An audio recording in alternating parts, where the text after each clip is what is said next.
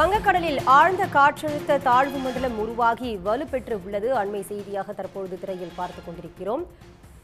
வடகிழக்கு திசையில் நகர்ந்து மத்திய வங்கக்கடல் பகுதிகளில் காற்றழுத்த தாழ்வு மண்டலமாக இது வலுப்பெற்றுள்ளது.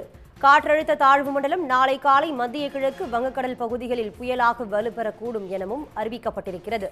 இதுபற்றி விரிவான தகவலை தர காத்திருக்கிறார் செய்தியாளர் ஸ்ரீதர். ஸ்ரீதர், விவரங்கள். வங்கக்கடலில் நிலவி வந்த ஆழ்ந்த காற்றழுத்த தாழ்வு பகுதியானது இன்று அதிகாலை காற்றழுத்த தாழ்வு மண்டலமாக வலுப்பெற்றிருப்பதாக இந்திய வானிலை ஆய்வு மையம் அறிவிப்பை வெளியிட்டிருக்கிறது. மத்திய மேற்கு மற்றும் அதனை ஒட்டிய தெற்கு வங்கக்கடல் பகுதிகளில் நிலவி வந்த ஆழ்ந்த காற்றழுத்த தாழ்வு பகுதியானது வடகிழக்கு திசையில் நகர்ந்து மத்திய வங்கக்கடல் பகுதிகளில் இன்று அதிகாலையில் காற்றழுத்த தாழ்வு மண்டலமாக வலுப்பெற்றுள்ளது. இந்த காற்றழுத்த தாழ்வு மண்டலமானது தொடர்ந்து வடகிழக்கு திசையில் நகர்ந்து நாளை காலை மத்திய கிழக்கு வங்கக்கடல் பகுதிகளில் புயலாக வலுப்பெறக்கூடும் என இந்திய வானிலை ஆய்வு மையம் அறிவிப்பை வெளியிட்டிருக்கிறது.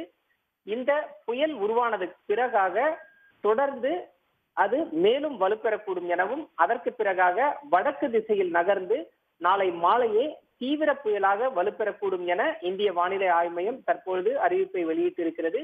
இது புயலாக உருப்பெறும் பட்சத்தில் நாளை ஓமன் நாடு பரிந்துரைத்திருப்படி ரேமல் என பெயரிடப்படும்.